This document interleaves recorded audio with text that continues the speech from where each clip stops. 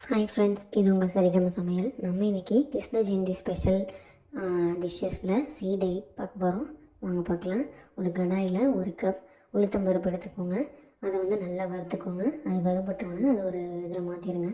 அதுக்கப்புறம் 1 கப் அரிசி மாவு எடுத்துக்கோங்க. அதை நல்லா வறுத்துட்டு உளுந்து அரைச்சிக்கோங்க. ஃபஸ்ட்டு அரிசி மாவை சலித்து வச்சுருங்க தனியாக. அப்புறம் உளுந்து தனியாக சலிங்க. அதுலேருந்து 3 ஸ்பூன் மட்டும் இந்த அரிசி மாவோட சேர்த்துக்கோங்க.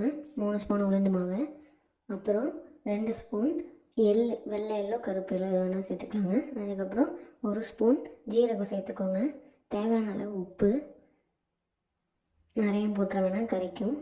அப்புறம் ஒரு கடாயில் 2 ஸ்பூன் பட்ரு எடுத்து போட்டு அதை 1 கப் தேங்காய் பால் எடுத்து வச்சுருக்கேங்க.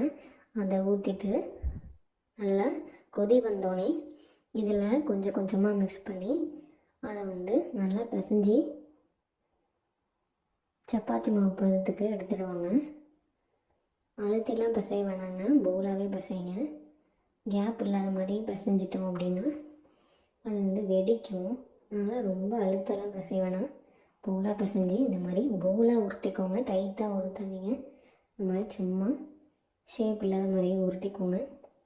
அப்புறம் எண்ணெய் ஒரு மீடியம்லேயே வச்சு ஒரு மீடியமான ஒரு சூடை வந்தோடனே இந்த மாதிரி பபிள்ஸாக வரும்போது எல்லாத்தையுமே போட்டுருங்க. நம்ம வறுத்து போலா பிசைஞ்சு போலா உருட்டினதுனால தாங்க அது வெடிக்காமல் வெந்துட்டுருக்கு. நம்ம ரொம்ப டைட்டாலாம் உருட்டிட்டோம் அப்படின்னா அது வெடிக்கும். இதுக்குமே நீங்கள் எண்ணெய் சட்டியில் போட்டுட்டு கொஞ்சம் தள்ளியே நில்லுங்க. கொஞ்சம் நேரத்துக்கு மீடியம் ஃப்ளேம்லேயே வச்சுக்கோங்க. அதிகமான தீரை வச்சிங்கன்னா ஒவ்வொரு சைடும் ஒவ்வொரு மாதிரி ஆகிடும். நான் மீடியம் ஃப்ளேம்லேயே வச்சுக்கிட்டு இடையில கிண்டி விட்டேங்க. எப்படி கரெக்டான கலரில் வெந்து வருது பாருங்கள். இப்போது சூப்பராக டேஸ்டியான ஒரு சீடை ரெடி ஆகிடுச்சு. எடுத்து இதை நம்ம எண்ணெயை வடிகட்டி ஒரு கண்டெய்னரில் ஸ்டோர் பண்ணி வச்சு யூஸ் பண்ணிக்கலாம். சூப்பரான கலர் பாருங்கள். அடுத்து நம்ம கிருஷ்ணருக்கு ரொம்ப பிடிச்ச அவல் லட்டு தான் பண்ண போகிறோம். எப்படி பண்ணுறது வாங்க பார்க்கலாம். 1 கப் அவல் எடுத்துக்கோங்க. அதை நல்லா வறுத்துக்கணும். அப்புறம் 1 கப் துருவன தேங்காய் அதை எடுத்து நல்லா வறுத்து எடுத்துக்கோங்க. அதை வச்சுட்டு அந்த அவலை அரைச்சிக்கோங்க. அதை அரைச்சி அந்த தேங்காயோட கொட்டிடுங்க.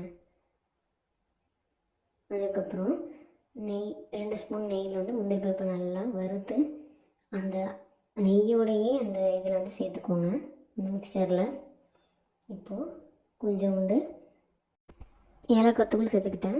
அதோட 1/2 கப் வெள்ளை பவுடர் நான் வச்சுருந்தேன், அதை சேர்த்துக்கிட்டேன். நீங்கள் வெள்ளமாக வச்சுருந்தாலும் அதை அரைச்சி சேர்த்துக்கோங்க.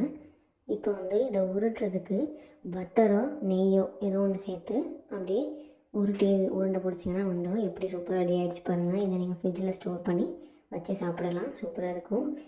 இந்த வீடியோ உங்களுக்கு பிடிச்சிருக்கும் நம்புகிறேன். லைக், ஷேர், சப்ஸ்கிரைப் பண்ணுங்கள். தேங்க்ஸ் ஃபார் வாட்சிங் ஃப்ரெண்ட்ஸ்.